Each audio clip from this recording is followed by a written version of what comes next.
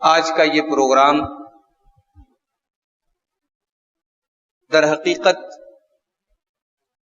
ہمارے بڑے معزز مہمان شیخ نیاز احمد سنابلی حفظہ اللہ، جو ہمارے اور آپ کے درمیان ممبئی سے چل کر کے تشریف لائے ہیں، آج کی یہ مجلس سچ پوچھیے تو انہی کے لیے سجائی گئی۔ میں بس ان کا ساتھ دینے کے لیے آپ کے درمیان حاضر ہوا ہوں۔ الدین الخالص۔ السلام علیکم ورحمۃ اللہ وبرکاتہ۔ بسم اللہ الرحمن الرحیم۔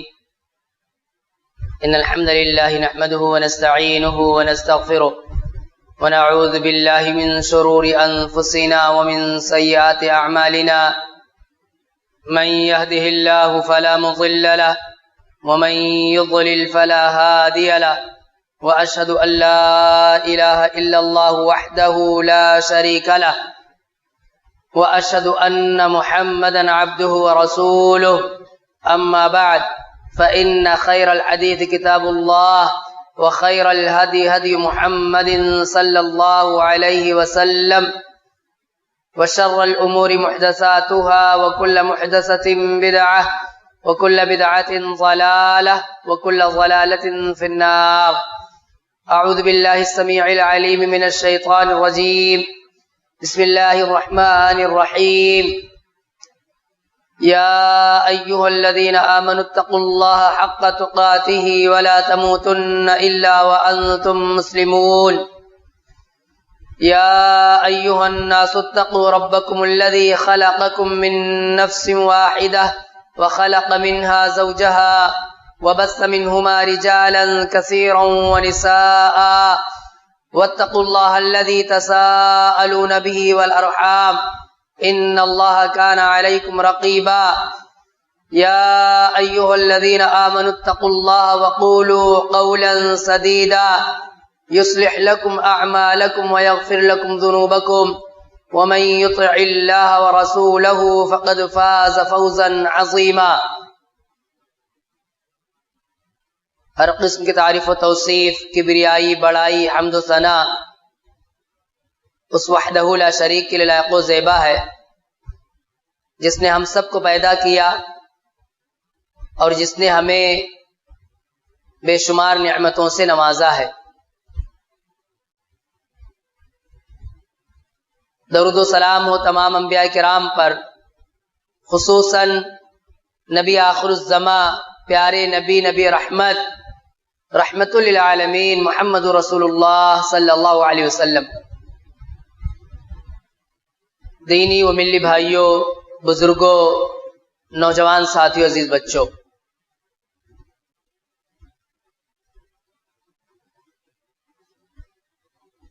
نیکی، بھلائی اور خیر کا کام جب کئی لوگ مل کر کرتے ہیں تو اس میں آسانی ہو جاتی ہے، وہ ایک دوسرے کو سپورٹ کرتے ہیں۔ حضرت موسیٰ علیہ الصلوۃ والسلام اللہ کے نبی ہیں، رسول ہیں، اللہ کی توحید قوم کے سامنے رکھ رہے ہیں، بتا رہے ہیں، شرک سے لوگوں کو بچانے کی کوشش کر رہے ہیں، لیکن اس کے ساتھ ساتھ وہ چاہتے تھے کہ کوئی ہو جو ان کا سپورٹر بنے، ان کے اس مشن میں ان کا ساتھی بنے۔ تو انہوں نے حضرت ہارون علیہ الصلوۃ والسلام کے حق میں دعا کی، اللہ تعالی سے اور دعا مانگی، فرمایا وَجَعَلْ لِي وَزِيرًا مِّنْ أَهْلِي هَارُونَ أَخِشْدُدْ بِهِ أَزْرِي كَيْ نُسَبِّحَكَ كَثِيرًا۔ کہ اے اللہ میرے بھائی ہارون کو میرا ساتھی بنا دے۔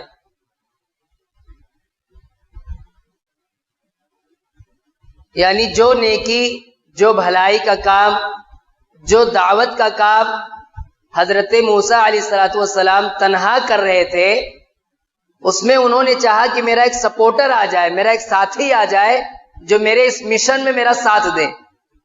یہ دونوں نبی تھے، اور فرعون کے پاس جب گئے تو فرعون کو سمجھانے کے لیے صرف موسیٰ علیہ الصلوۃ والسلام تنہا نہیں گئے تھے، بلکہ فرعون کو بیک وقت سمجھانے کے لیے 2 نبی گئے تھے۔ یہ الگ بات ہے کہ بات موسیٰ علیہ الصلوۃ والسلام نے کی تھی، لیکن دونوں نبی تھے، موسیٰ علیہ الصلوۃ والسلام بھی اور ہارون علیہ الصلوۃ والسلام بھی۔ تو دینی کاموں میں، دعوت و تبلیغ کے کاموں میں علماء کی ٹیم رہے، کئی علماء رہے تو اس سے بہر کے ایک طرح کی مدد ملتی ہے، سپورٹ ملتا ہے۔ دینی بھائیو، اب تک آپ لوگوں نے مشہور و معروف خطیب آپ کے شہر کے، جو پورے ملک میں الحمدللہ معروف ہیں، بیرون ملک بھی ان کی تقریریں سنی جاتی ہیں، بڑا ہی بہترین انداز، بہترین اسلوب اللہ تعالیٰ نے انہیں عطا کیا ہے۔ ان کے خاص لب و لہجے میں آپ ان کی تقریر سیرت ابراہیم کے موضوع پر سماعت کر رہے تھے۔ میں نے آپ لوگوں کے سامنے ایک حدیث کی شرح کرنے کی نیت کی ہے، اور اسی حدیث کی شرح مکمل ہوگی اور بات ختم ہو جائے گی۔ اللہ کے نبی صلی اللہ علیہ وسلم کے ایک پیارے صحابی ہیں حضرت ابو ہریرہ رضی اللہ تعالی، جن کا نام کیا تھا؟ کسی کو پتا ہے؟ ابو ہریرہ رضی اللہ تعالی عنہ کا نام کیا تھا؟ کوئی بھی بتائے، کسی کو معلوم ہے؟ ابو ہریرہ تو ان کی کنیت تھی، اس سے مشہور ہو گئے۔ ان کا نام تھا عبد الرحمن۔ کیا نام تھا؟ عبد الرحمن بن صخر الدوسی۔ حضرت ابو ہریرہ رضی اللہ تعالیٰ عنہ کہتے ہیں کہ پیارے نبی صلی اللہ علیہ وسلم نے فرمایا، سبعۃ یظلھم اللہ فی ظلہ یوم لا ظل الا ظلہ، کہ 7 قسم کے لوگ ایسے ہیں جنہیں اللہ تعالیٰ اس دن اپنا سایہ نصیب کرے گا جس دن اللہ کے سائے کے علاوہ کوئی سایہ نہیں ہوگا۔ سمجھے آپ؟ اس دن اللہ تعالیٰ سایہ دے گا، چھاؤں دے گا، جس دن کوئی سایہ ہوگا ہی نہیں۔ وہ دن کون سا ہے؟ قیامت کا۔ اچھا، کسی نعمت کی صحیح معنوں میں قدر و قیمت تب سمجھ میں آتی ہے جب آدمی کو اس کی اشد ضرورت ہو، تب آدمی کو سمجھ میں آتا ہے کہ یہ کتنی عظیم نعمت ہے۔ بہت پیاسا ہو آدمی، بہت پیاسا، شدت کی پیاس لگی ہو تو آدمی کو پانی دیکھ کے لالچ لگتا ہے، دوسرے سے بھی مانگ لیتا کبھی کبھی، پانی دینا، ذرا پینا۔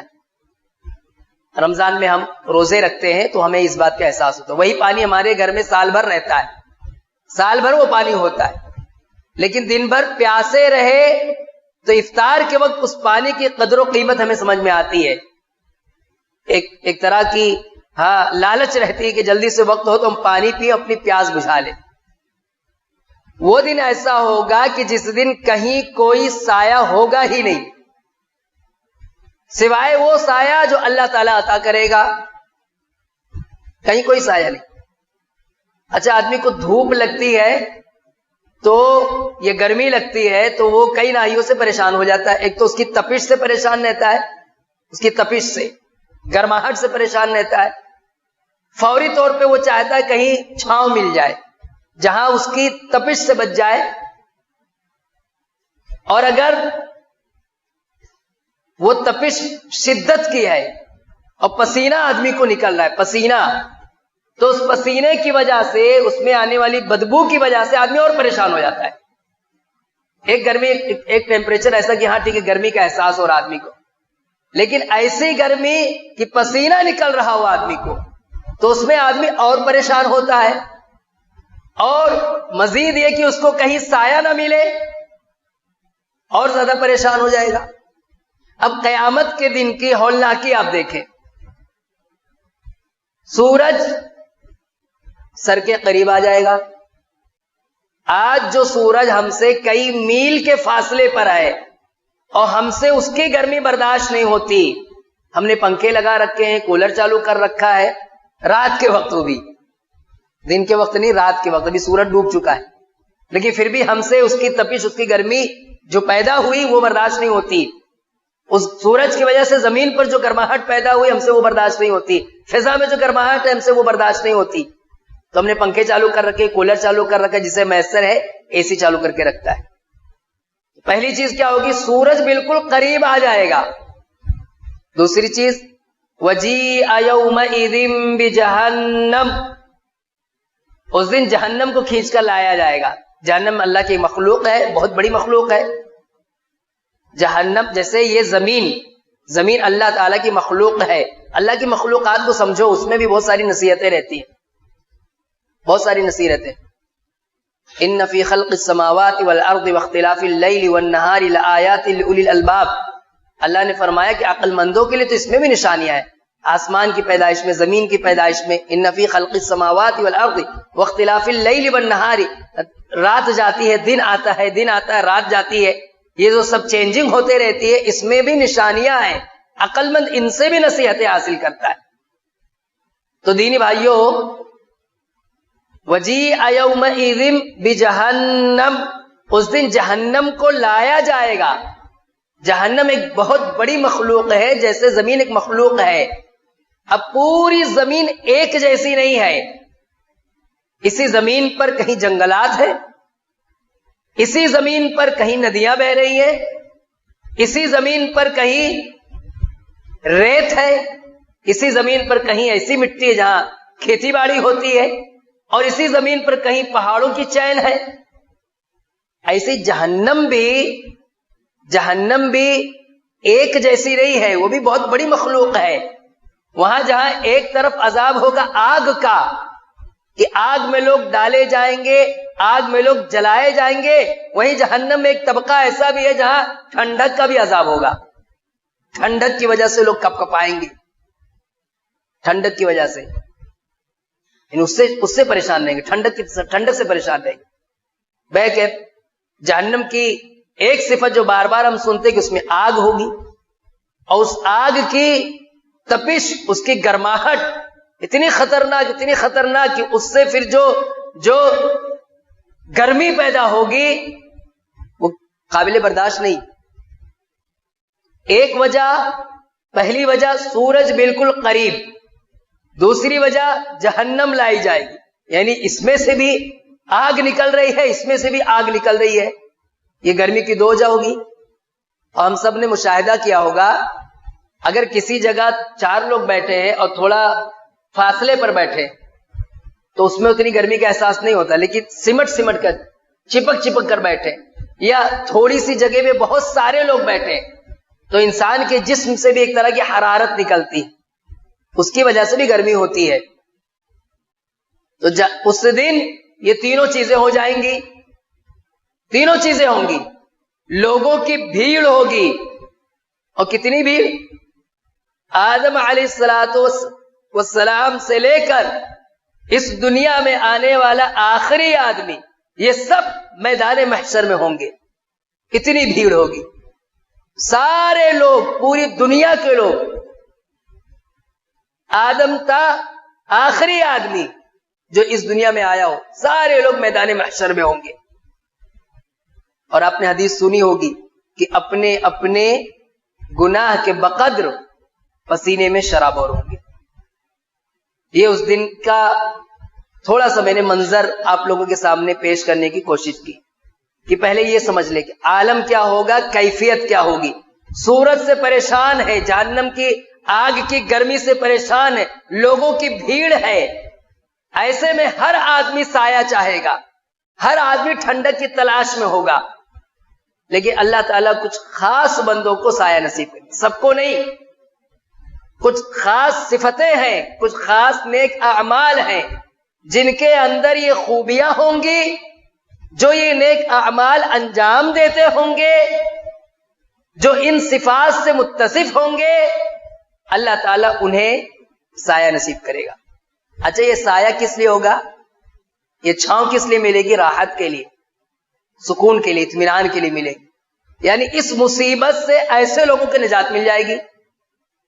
اللہ کے نبی صلی اللہ علیہ وسلم نے اس حدیث میں 7 قسم کے لوگوں کا ذکر کیا. یہ میں آپ کو بتاؤں کہ اس حدیث میں 7 قسم کے لوگوں کا ذکر ہے، ورنہ دوسری حدیثیں بھی ہیں ان میں بھی بعض لوگوں کا ذکر ہے کہ اگر یہ نیکی کر لو تو سایہ نصیب ہوگا، یہ نیکی کر لو تو سایہ نصیب ہوگا. لیکن اس حدیث میں 7 لوگوں کا ذکر ہے. پہلی صفت اللہ کے نبی صلی اللہ علیہ وسلم نے فرمایا، یا پہلا شخص یا پہلی قسم، امام عادل. عادل امام، امام کے کئی معنی کیے جاتے ہیں. امام کے معنی پیشوا، امام کے معنی لیڈر، امام کے معنی رہنما، امام کے معنی حاکم، یہ سارے معنی اس میں شامل ہیں. تو اگر ایک ملک ہے، اس ملک کا بادشاہ عدل و انصاف والا ہو، یا وہاں اگر جمہوریت ہے تو وہاں کا وزیر اعظم، وزیر اعلیٰ، جو بھی جتنی بڑی زمین کا یا جتنی بڑی رعایا کا حاکم ذمہ دار ہے، ان میں عدل کرنے والا ہو. کم از کم آدمی اگر ذمہ دار ہے اپنے گاؤں کا، اپنے شہر کا، تو وہاں عدل و انصاف کرنے والا ہو. یا ہر فرد کم از کم اپنے گھر کا تو ذمہ دار ہوتا ہی ہے، اپنی بیوی اپنے بچوں کا تو ذمہ دار ہوتا ہے نا، ان کے ساتھ زندگی گزارتا ہے، ان میں عدل کرنے والا ہو، انصاف سے کام لینا ہو.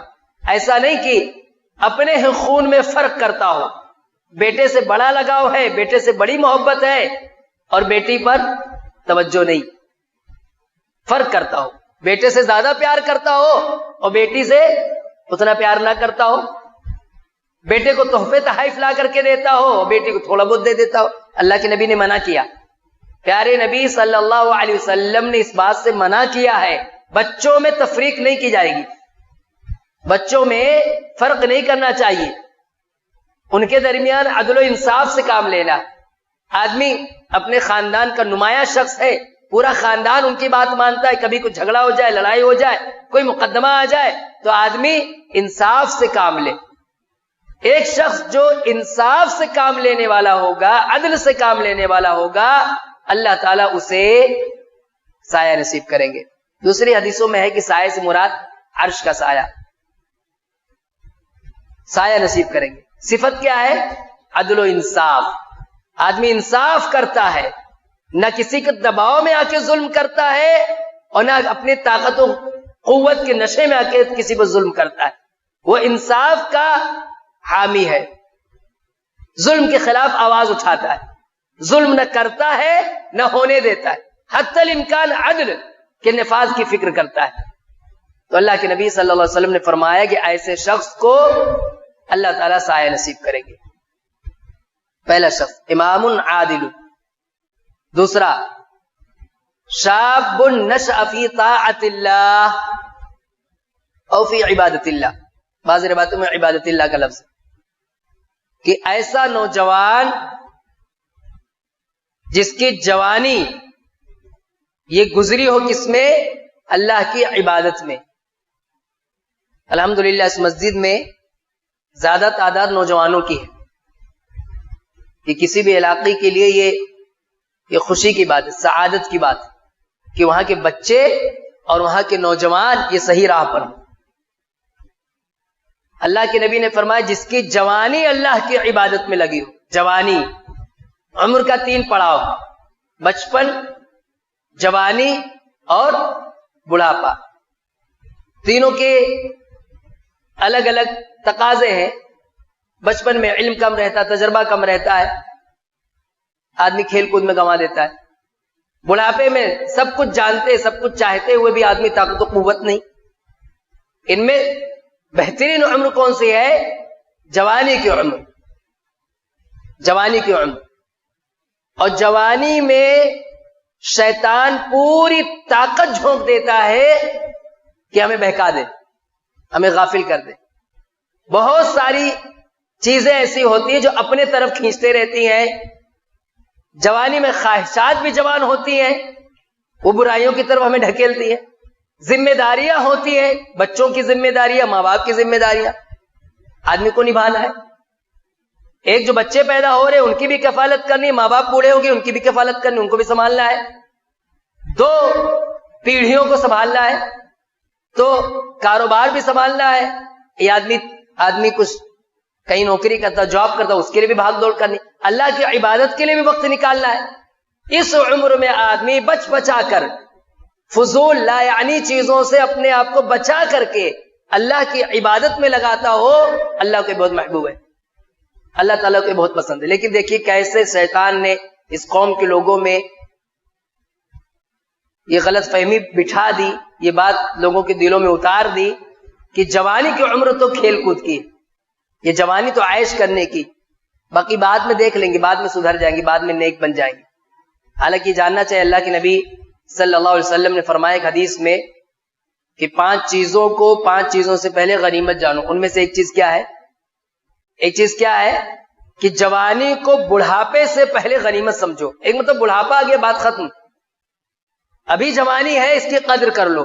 ایک دوسری حدیث میں اللہ کے نبی صلی اللہ علیہ وسلم نے فرمایا کہ بنی آدم کا قدم ٹس سے مس نہیں ہوگا، اللہ کے سامنے سے قدم ٹس سے مس نہیں ہوگا، یعنی آدمی ہل نہیں سکے گا جب تک کہ 5 سوالوں کے جوابات نہ دے دے۔ پوری حدیث آپ لوگوں نے سنی ہوگی کئی مرتبہ، اسے ریپیٹ نہیں کروں گا۔ ان میں سے ایک سوال کیا ہوگا؟ جوانی کو تم نے کہاں کھپایا؟ جوانی اس ٹائم پیریڈ کے بارے میں سوال ہوگا کہ یہ تم نے کہاں لگایا، کیا کام کرتے تھے، تمہاری مشغولیات کیا تھیں۔ آج دیکھیے ہمارے نوجوانوں کی مشغولیات، وہ بیٹھ کر کے 4-5 جوان کسی نکڑ پر کسی جگہ پر اور بیٹھ کر کے موبائل میں کھیل کھیلتے رہتے ہیں، گیم کھیلتے رہتے ہیں، فلمیں دیکھتے رہتے ہیں، گانے سنتے رہتے، یہ ان کے زمانے کا وقت یہاں لگتا ہے، ان چیزوں میں لگتا ہے۔ ابھی شیخ بتا رہے تھے حضرت ابراہیم علیہ السلام کے بارے میں کہ وہ بھی نوجوان تھے اور اللہ کی توحید کے نفاذ کے لیے اتنی شد و مد کے ساتھ، اتنی طاقت و قوت کے ساتھ لگے رہے، اس مشن میں، اس کام میں لگے رہے کہ جان پر بنائی، آگ میں ڈال دیے گئے اللہ کی توحید کے خاطر۔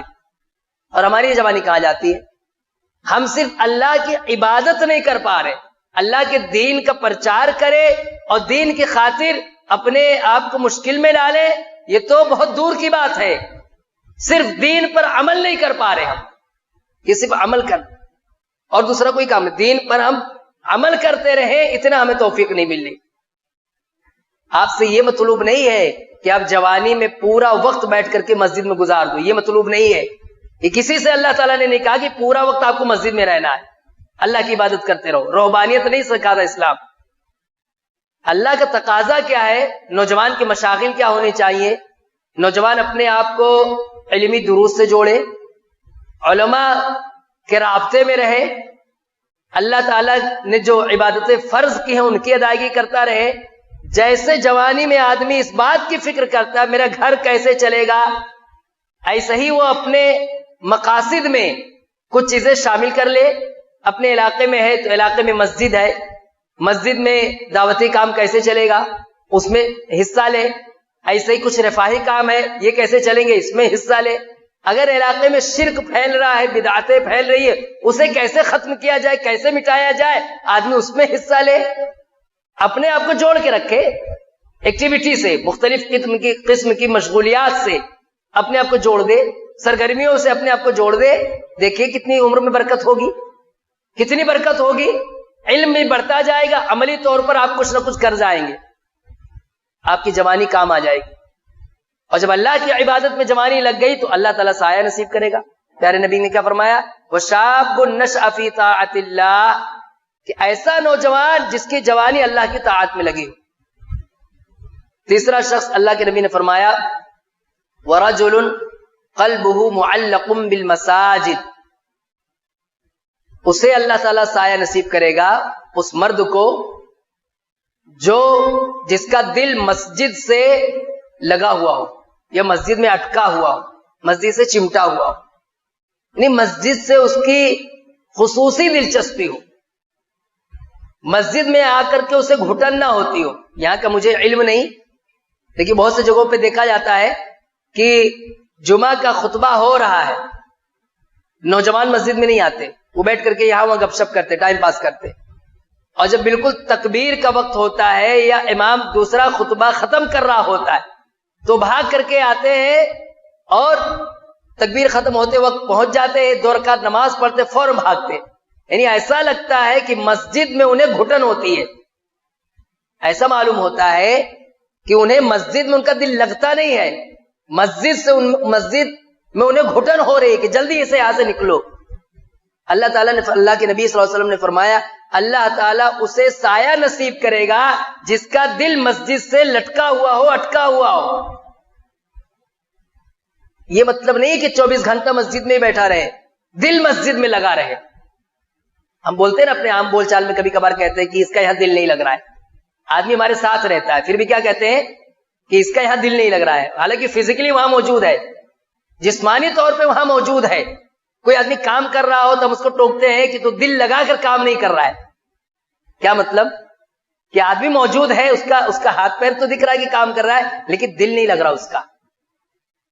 ہم کہیں اور رہیں لیکن دل کہاں لگا رہے ہمارا؟ مسجد میں لگا رہے. اللہ یہ نہیں چاہتا کہ ہم 24 گھنٹے مسجد میں بیٹھے رہے، لیکن اللہ یہ چاہتا ہے کہ میرے بندے کا دل مسجد سے لگا رہے.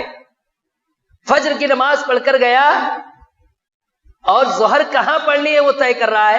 کہیں کسی کام سے نکل رہا ہے تو اس کی پلاننگ میں شامل ہے کہ میں ظہر کی نماز کہاں پڑھوں گا.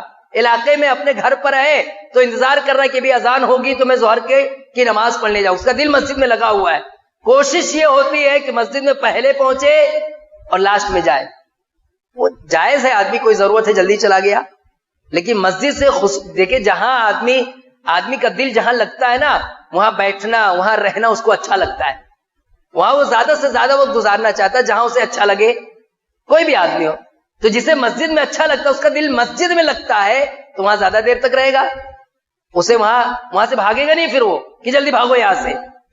پھر وہ نماز بھی پڑھے گا، دعائیں بھی کرے گا، تلاوت بھی کرے گا، کوئی دینی مجلس ہے اس میں بھی شریک ہوگا. تو اللہ کے نبی نے فرمایا وَرَجُلٌ قَلْبُهُ مُعَلَّقٌ بِالْمَسَاجِدِ. اچھا یہاں ایک بات کہ عورت کے بارے میں یہ چیز نہیں ہے، یہ صرف مرد کے لیے. کسی عورت کا دل مسجد سے لگا رہے اس بات کی تعلیم نہیں دی گی. عورتوں کے لیے افضل کیا ہے؟ وہ نماز کہاں پڑھیں جی؟ گھر پہ. کہاں نماز پڑھیں؟ وہ گھر پہ نماز پڑھیں. مسجد میں آنے کی اجازت ہے انہیں، مسجد میں آئیں اور دروس ہے اس میں شامل ہے، نماز بھی پڑھنا چاہیں تو آگے پڑھ سکتے، لیکن افضل یہ ہے کہ اپنے گھر میں پڑھیں. تو یہ کہ ان کا دل مسجد سے لگا رہے ان کے لیے فضیلت نہیں. ہاں ایک بات اور ہے کہ مسجد کی تعمیر میں حصہ لیں، مسجد کو آباد رکھنے میں حصہ لیں، اپنے بچوں کی تربیت کریں، مسجد جاؤ، یہ ساری چیزیں اگر وہ کرتی تو ان کا اس کو ثواب ملے گا. وَرَجُلٌ قَلْبُهُ مُعَلَّقٌ بِالْمَسَاجِدِ، کہ جس کا دل مسجد سے لگا رہے.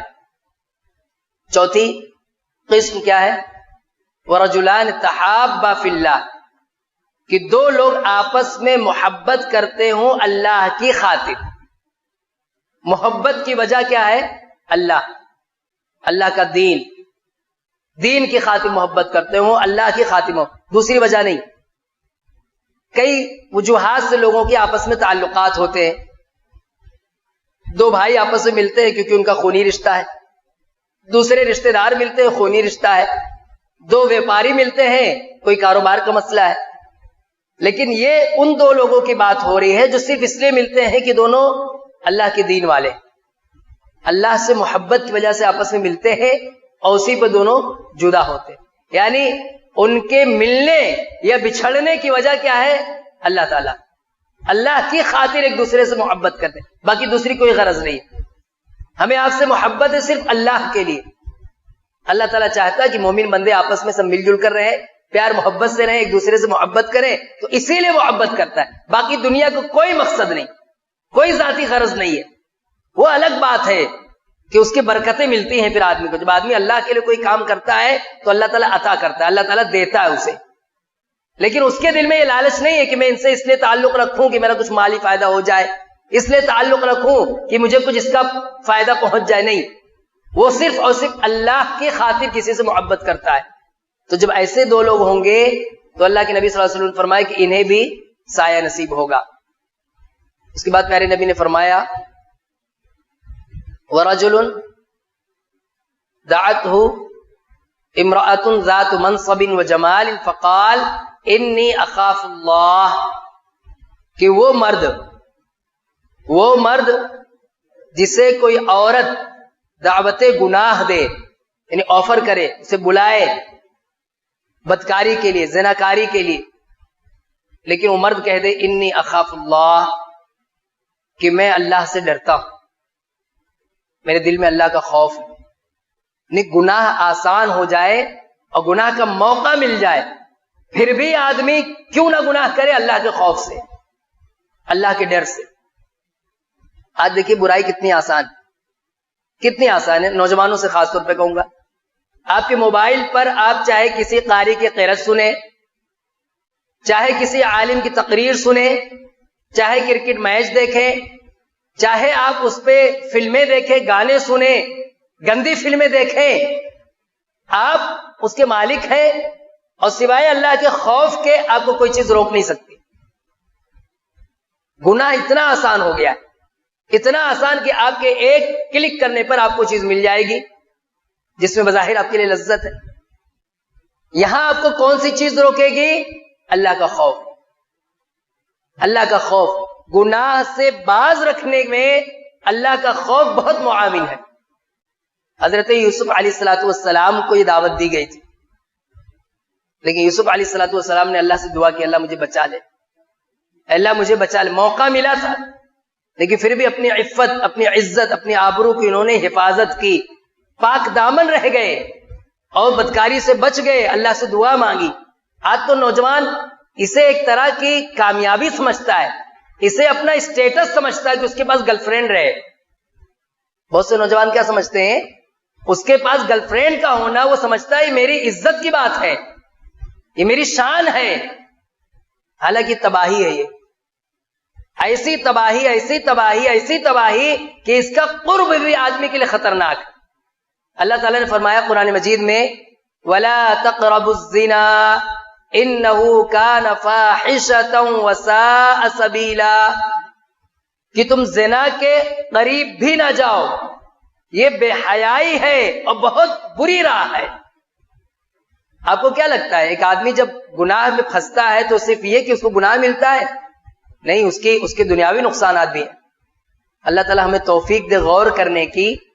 پہلی بات تو ایک آدمی جو مسلمان ہے اس کا یہ عقیدہ تو ہے کہ اس کی پکڑ ہوگی، گناہ پر اس کی پکڑ ہوگی، تو جب بھی اس کا یہ احساس جاگے گا وہ بے چین ہو جائے گا۔ اس کے علاوہ دل میں سیاہی پیدا ہوتی، چہرے سے نور غائب ہوتا ہے۔ گناہ کرنے کے بعد آدمی سکون سے نہیں رہ سکتا۔ کیا بات ہے؟ بہت ڈسٹرب ہے وہ؟ ہاں، کوئی تکلیف ہے آپ کو؟ نہیں تو آپ آدھے گھنٹے سے تو بیٹھ کر کے یہ سب کر رہے ہو، دانت تو آپ کے دکھ رہے ہیں۔ بہرکیف تو گناہ کا موقع ملے پھر بھی آدمی گناہ نہ کرے اور کیا کہے کہ میں اللہ تعالیٰ سے ڈرتا ہوں۔ جب آدمی اس طرح اپنے آپ کو باز رکھے گا، اللہ کے خوف سے گناہ چھوڑے گا، تو اللہ کو یہ ادا پسند آتی ہے۔ اسی لیے دیکھیں آپ کہ آیتیں جو ہیں وہ یاد رکھنی چاہیے، چھوٹی چھوٹی آیتوں کا ٹکڑا یاد رکھنا چاہیے۔ جیسے نوجوانوں کو یہ ٹکڑا یاد کر لیں۔ اللہ نے فرمایا ان السمع والبصر والفؤاد کل اولئک کان عنہ مسئولا، کہ یقیناً ان السمع، سننے کی طاقت، آدمی کی قوت سماعت جو سنتا ہے، قوت بصارت جو دیکھتا ہے، اور دل جس سے سمجھتا ہے، یہ سب مسئول ہیں، یعنی ان کے بارے میں سوال کیا جائے گا۔ ہم سن رہے ہیں نا، تو کیا سنتے ہیں؟ اللہ تعالیٰ اس کے بارے میں پوچھے گا، کیا سنتے ہیں؟ بہت شوق سے لوگ لیڈ لگا لیے، ایئر فون لے لیا اور بیٹھ کے گانے سنتے رہتے ہیں۔ تو جتنے دیر سنتے ہیں اللہ پوچھے گا کیا سن رہے ہو، یہ کیا سن رہے تھے؟ ریکارڈ ہے، آن ریکارڈ سب ساری چیزیں رہیں گی۔ اب نوجوان یہ خوف بٹھا لے کہ اللہ کی ایک نعمت ہے، کتنے لوگ ہیں جو سن نہیں سکتے؟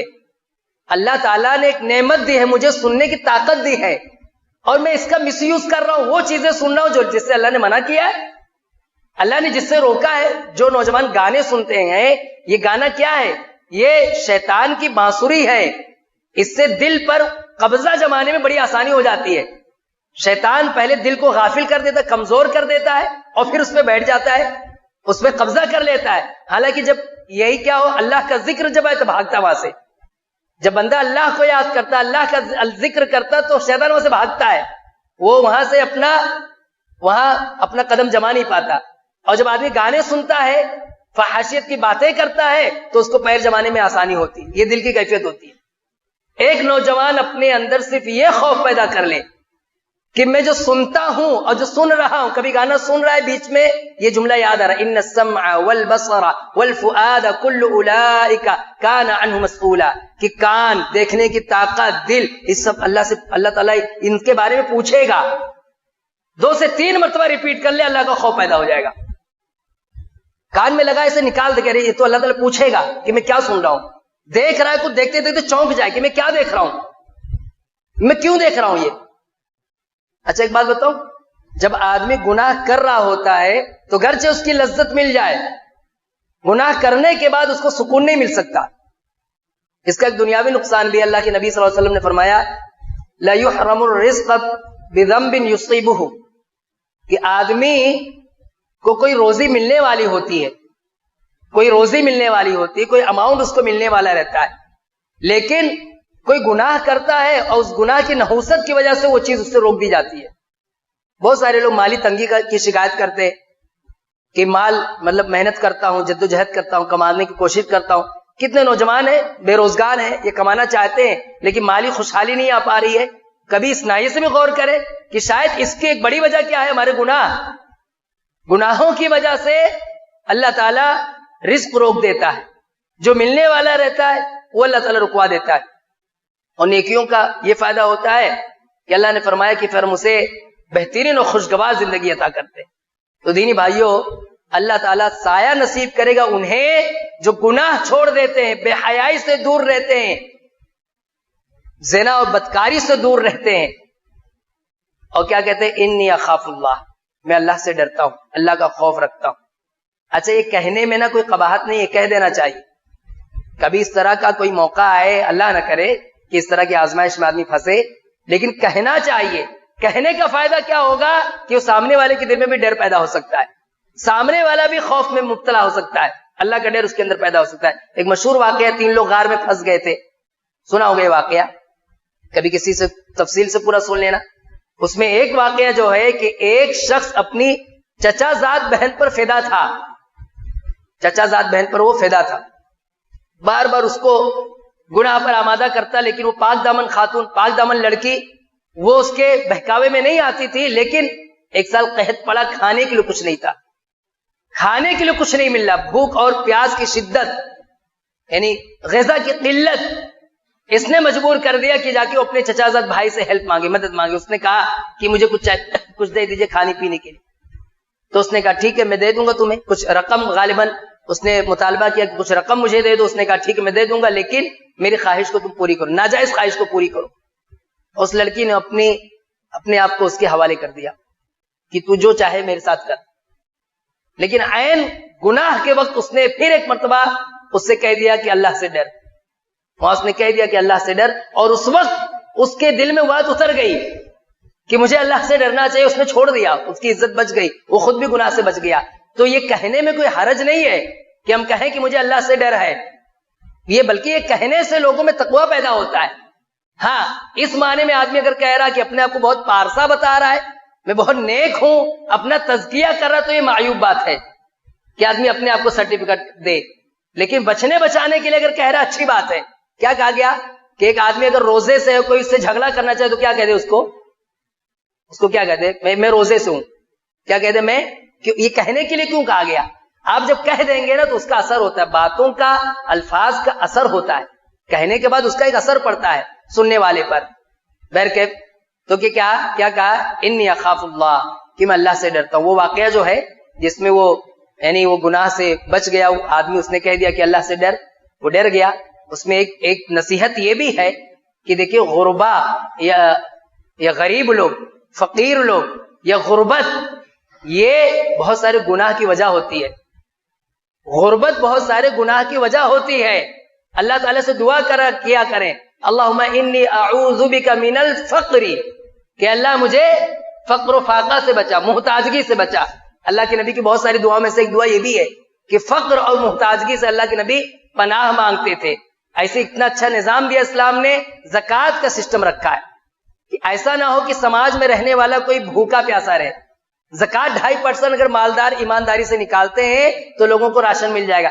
صدقات و خیرات پر ابھارا ہے کہ صدقات و خیرات کریں، لوگوں کو کھانا کھلانے پر آمادہ کیا تاکہ سماج میں برائی نہ پھیلے. اس کا ایک فائدہ کیا ہے کہ پھر سماج میں گناہ نہیں ہوں گے، جرائم نہیں ہوں گے، جرائم یعنی چوری نہیں ہوگی، ڈکیتی نہیں ہوگی، یہ سب پر کنٹرول رہے گا. بہرکیف تو فرمایا کہ جو آدمی کہہ دے انی اخاف اللہ، 5 ہو گیا. چھٹا، وہ آدمی جو اتنے چپکے سے صدقہ کرے، اتنے چپکے سے صدقہ کرے کہ ایک ہاتھ سے صدقہ کر رہا ہے، دائیں ہاتھ سے صدقہ کر رہا ہے، بائیں ہاتھ کو خبر نہ لگے. مقصد کیا ہے؟ اخلاص ہو. کیا مقصد ہے؟ خلوص، صرف اللہ کی رضا کے لیے صدقہ کرے. ہر عمل میں ہمارا اخلاص دیکھا جاتا ہے. تعداد اور کوانٹٹی معنی نہیں رکھتی ہے، ٹائم معنی نہیں رکھتا ہے. اگر اخلاص نہیں ہے تو کتنا ٹائم لگا ہے، کتنی کوانٹٹی، یہ سب برباد ہو جائے گا. ہاں اخلاص اگر ہے تو پھر وہ عمل اللہ تعالیٰ کے قابل قبول ہوگا. اب چاہے 2 بکرے کرے، چاہے 4 بکرے کرے، یا چاہے ایک ہی کرے، اخلاص کے ساتھ کریں گے تو ہی اللہ تعالیٰ کے ہاں اس کا بدلہ ملے گا. ورنہ آپ کے اندر خلوص نہیں ہے، ریاکاری، دکھاوا ہے، تو آپ 4 بکرے ذبح کر دے اور ایک آدمی صرف 1 بکرا ذبح کر رہا ہے، وہ 1 بکرا والا اللہ کے یہاں کامیاب ہو جائے گا. اور 4 کر کے بھی کسی معنی میں نہیں، کوئی فائدہ نہیں. یہ 1 بکرا بھی نہیں لائے، کسی بڑے جانور میں ایک حصہ ہو گیا، وہ بھی اس کے یہاں اللہ کے یہاں اس کی قدر ہو جائے گی. لیکن ایک آدمی جس نے بہت ساری قربانیاں کی ہیں، اللہ تعالیٰ قبول نہیں کرے گا. کیوں نہیں قبول کرے گا؟ اللہ تعالیٰ کے یہاں اعمال قبول ہوتے ہیں اچھی نیتوں کی وجہ سے، اور اچھی نیت کے ساتھ ساتھ اتباع نبی، پیارے نبی صلی اللہ علیہ وسلم کا طریقہ یہ بھی ہونا چاہیے. بہرکیف صدقہ کی بات آئی کہ صدقہ کیا، اتنی خاموشی سے کیا کہ دائیں ہاتھ سے کیا تو بائیں ہاتھ کو خبر نہیں لگی. پورے اخلاص، خالص اللہ کی رضا کے لیے صدقہ کرتا ہے. صدقہ کی فضیلت میں بہت ساری حدیثیں ہیں. اللہ کے نبی صلی اللہ علیہ وسلم نے فرمایا کہ تم خرچ کرو، تم پر خرچ کیا جائے گا. یعنی آدمی صدقہ خیرات کرتا رہے، اللہ تعالیٰ اسے دیتا رہے گا، اللہ اسے عطا کرتا رہے گا. جب شیطان کیا کرتا ہے، دیکھیے شیطان کا مکر دیکھیے کہ آدمی جب نیک کام میں خرچ کرنا چاہتا ہے تو شیطان اس کے گھر کا خرچ اسے یاد دلاتا ہے، کہہ رہے تجھے ابھی یہ کرنا ہے، یہ کرنا، یہ کرنا، یہ کام کرنا. اور وہی آدمی جب کہیں برائی کے کام میں خرچ کرنا چاہتا ہے تو شیطان اسے کچھ نہیں یاد دلاتا ہے، کچھ نہیں یاد دلاتا اسے. یہ مسجد ہے، یہاں کا علم نہیں مجھے، میں پہلی مرتبہ آیا ہوں. شہروں میں کوئی بھی مسجد چلانا ہے تو 10 سے 12 ہزار روپے کم از کم ماہانہ خرچہ رہتا ہے. بجلی کا بل ہے، پانی کا بل ہے، ہاں دوسرے مینٹیننس ہے. جیسی مسجد ویسی خرچہ رہتا ہے، 15,000 کہیں 20,000. بہت بڑی مسجد ہے تو 40,000 روپے تو خرچہ رہتا ہے ایک مسجد کا. اسٹاف وغیرہ ملا کر کے کہیں اور زیادہ خرچ ہوتا ہے. اب آدمی اسی مسجد میں 5 وقتہ نماز بھی پڑھتا ہے، آتا ہے پانی سے وضو کرتا ہے، اے سی میں نماز پڑھتا ہے، ساری سہولتیں اسے لے، حالانکہ عبادت کر رہا تو اللہ کے لیے کر رہا ہے، ساری سہولتیں یوز کر رہا ہے، لیکن مسجد کے غلے میں اس کی 10 سال سے ہوئی عادت ہے کہ وہ 10 روپے ڈالے گا. وہاں کبھی یہ توفیق نہیں ملتی کہ نظر ثانی کر لے، دیکھ لے کہ 10 سال سے وہ 10 ہی روپے ڈالتا ہے، یعنی مہینے میں 40 روپے دیتا ہے. وہاں آدمی غور نہیں کرتا. یہ کرنا چاہتا ہے، کبھی ڈالنا چاہتا ہے زیادہ تو اسے یاد آتا ہے کہ میں بھائی اتنا ہی کماتا ہوں، مجھ پہ تو یہ بھی خرچ ہے، یہ بھی خرچ ہے، یہ بھی خرچ ہے. اور وہی آدمی گھر کا صرف ٹیلی ویژن کا کنیکشن چلتا رہے تو ہر مہینے 300 روپے 400 500 روپے دے دیتا ہے، ہر مہینے وہاں دیتا ہے. وہاں پر پابندی کے ساتھ دیتا ہے اور ناغہ نہیں کرتا ہے، 2 دن پہلے دے دیتا تاکہ کنیکشن کٹ نہ جائے. لیکن جہاں پر اسے خرچ کرنا چاہے وہاں آدمی پھر اپنا حساب کتاب جوڑنے لگتا ہے. ایسا کیوں ہوتا ہے؟ الشیطان یعدکم الفقر ویأمرکم بالفحشاء. شیطان تمہیں فقر کا خوف دلاتا ہے، مال ختم ہو جائے گا، اس چیز کا خوف دلاتا ہے. وَيَأْمُرُكُمْ بِالْفَحْشَاءِ، اور تمہیں حکم دیتا ہے فحشاء. یہاں فحشاء سے مراد بخیلی ہے کہ تمہیں کنجوسی کا حکم دیتا ہے، فقر سے ڈرا دیتا ہے، مال ختم ہو جائے گا. یہ تمہارے اندر پہلے خوف پیدا کر دے گا. جب آدمی میں یہ خوف پیدا ہو جائے میرا مال ختم ہو جائے گا تو خرچ نہیں کرتا ہے. حالانکہ آدمی اگر تھوڑی دیر کے لیے یہ سوچ لے کہ میرے جیب میں جو مال ہے کس کا دیا ہوا ہے؟ اللہ کا دیا، اور اللہ آج بھی ہے، ہمیشہ رہنے والا ہے، تو اللہ پھر دے گا نا. اللہ کا تو وعدہ ہے بندہ اللہ کی راہ میں خرچ کرتا ہے، اللہ اس کا کئی گنا کر کے اسے عطا کرتا ہے. یہ عقیدہ بھی مضبوط رکھنے کی ضرورت ہے خرچ کرنے کے لیے. تو اللہ کے نبی نے فرمایا جو آدمی صدقہ کرے، چپکے سے صدقہ کرے، نہیں پورے خلاص کے ساتھ صدقہ کرتا ہے، صدقے کے بہت سارے فوائد ہیں، وہ مستقل ایک ٹاپک ہے، تو اس کا فائدہ کیا ہوگا؟ اللہ تعالیٰ اسے عرش کا سایہ نصیب کریں گے. دینی بھائیو، آخری آدمی وہ آدمی جو ہم سب کو ہونا چاہیے، اور ہماری زندگی میں ایسے مواقع بار بار آنی چاہیے کہ کبھی کبھی اپنے آپ کو تنہا رکھو. ہمیشہ فیملی والوں کے ساتھ رہنا، دوستوں کے ساتھ رہنا، مجمع میں رہنا، یہ بھی بہت ساری چیزوں سے آدمی کو غافل کر دیتا ہے. کبھی کبھی اکیلے میں بیٹھو، اپنی عمر پر غور کرو. 33 سال کے ہو گئے، کہاں عمر گزری؟ یعنی اگر آپ ایسے جوڑو کہ عمر آپ کے 60 سال ہو تو 35 سال گزر چکا، 25 سال اور بچا. یہ 40 گزر چکا، کتنا بچا؟ 20 اور بچا. اس 40 میں بھی 10 سال بعد پھر تو بڑھاپا شروع ہو جائے گا. تو یہ عمر گزری کہاں ہے؟ 5 سال مکتب پڑھا، اس کے بعد پھر عالمیت کی یا اسکول لائن سے پڑھا، 15 سال 25 سال اس میں لگ گیا، یہ لگا. ایسے غور کرو. پھر اس میں یہ غور کرو نیکیاں کتنی کرتے ہو اور گناہ کے کتنے کام ہوئے، اس پر غور کرو. کچھ آپ کو گناہ یاد آ جائیں گے کہ میں نے اس موقع پہ یہ گناہ کیا، یہ گناہ کیا، وہ یاد کر کے رو پڑو. کیونکہ اس پر اگر آپ نے توبہ نہیں کی ہے تو آپ کے اوپر خطرے کی تلوار لٹک رہی ہے کہ اللہ پکڑ کر سکتا ہے، عذاب دے سکتا ہے اللہ تعالیٰ. کوئی بعید نہیں، ہم میں سے کوئی بھی آدمی اپنی نیکیاں دیکھ کر کے اس خوش فہمی میں نہ آئے، اس خوش فہمی میں نہ آئے کہ ہم بخشے بخشائے. یہ ہمارا یہ عمل تو اللہ کے یہاں قبول ہی ہو گیا. ابراہیم علیہ السلام دیکھیے خانہ کعبہ کی تعمیر کر رہے، خانہ کعبہ بنا رہے، اللہ کے حکم سے اللہ کا گھر بنا رہے ہیں اور دعا کر رہے ہیں ربنا تقبل منا، اے ہمارے رب ہماری یہ نیکی ہماری جانب سے قبول کر لے، یہ نیکی ہماری قبول کر لے. تو ہم جو نیک اعمال ہم نے کیا ہے اللہ کے یہاں قبول ہوا بھی کہ نہیں ہوا ہمیں نہیں پتا. اسی لیے صحابہ کرام نیکیاں کرتے جاتے تھے اور ڈرتے رہتے تھے، یہ دعا کرتے تھے کہ اللہ اسے شرف قبولیت دے دے، اللہ اسے قبول کر دے. تو ہمیں ایک طرف یہ اپنی کیفیت رکھنی ہے کہ نیکیاں ہمیں دھوکے میں نہ ڈالیں، ہمیں غرور میں نہ ڈالیں، اور دوسری طرف مایوس بھی نہیں ہونا ہے. ایسا نہ ہو کہ گناہ دیکھ کر کے ہم مایوس ہو جائے کہ اب تو میری زندگی ایسی ہی گزری، چھوڑو دیکھا جائے گا جو ہوگا، اور پھر آدمی اسی ڈرنے پر رہ جائے. نہیں، گناہ دیکھ کر کے آدمی اللہ کا خوف پیدا کرے اور نیکیاں دیکھ کر کے اللہ سے اچھی امید رکھے کہ اللہ نے چاہا تو اللہ تعالیٰ مجھے اس کا بدلہ ضرور دے گا، یہ امید رکھے اللہ تعالیٰ سے. لیکن جب گناہ کی طرف نظر جائے تو کیا ہونا چاہیے؟ آدمی کے آنکھ سے آنسو جاری ہو جائے، رو پڑے. اللہ کے نبی نے فرمایا کہ وہ آدمی جو تنہائی میں ذکر اللہ خالیا ففاضت عیناہ، تنہائی میں اللہ کو یاد کیا اور اس کے آنکھ سے آنسو جاری ہو، رو پڑا آدمی. تو ایسا شخص جو اللہ کے خوف سے رو دے اللہ تعالیٰ اسے بھی سایہ نصیب کرے گا. دینی بھائیو، یہ اس حدیث میں 7 قسم کے لوگوں کا ذکر ہے. اس کے علاوہ بھی بعض حدیثوں میں ہے کہ جو آدمی مسجد چل کر کے آتا ہے، یعنی نماز 5 وقت نمازوں کے لیے آتا ہے، اسے بھی اللہ تعالیٰ سایہ نصیب کرے گا. ایسی جو آدمی تنگ دست کو مہلت دیتا ہے اسے، یا قرض دار کو جو آدمی مہلت دیتا ہے اسے بھی اللہ تعالیٰ سایہ نصیب کرے گا. اور بھی حدیثوں میں دوسری نیکیاں بھی مذکور ہیں. جتنی باتیں بتائی گئی ہیں اللہ تعالیٰ سے دعا ہے کہ اللہ تعالیٰ ہمیں اس پر عمل کرنے کی توفیق عطا فرمائے. اللہ تعالیٰ ہم سب کو عدل و انصاف والا بنائے. اللہ ہمارے نوجوانوں کو، ہم سب کی جوانی اللہ تعالیٰ اللہ کی عبادت، اللہ کی دین کی خاطر لگانے کی توفیق عطا فرمائے. اللہ تعالیٰ ہم سبھی کو مسجد سے دل لگانے کی توفیق عطا فرمائے. ہمیں آپس میں خالص اللہ کے لیے محبت کرنے والا بنائے. اللہ تعالیٰ ہمیں کثرت سے صدقہ خیرات کرنے والا بنائے. ہر طرح کی بے شرمی، بے حیائی، زناکاری، بدکاری سے اللہ تعالیٰ ہمارے نوجوانوں کی حفاظت فرمائے. اور اللہ تعالیٰ ہم سب کے دل میں اپنا خوف پیدا فرمائے. آمین. تقبل یا رب العالمین. والسلام علیکم ورحمۃ اللہ وبرکاتہ.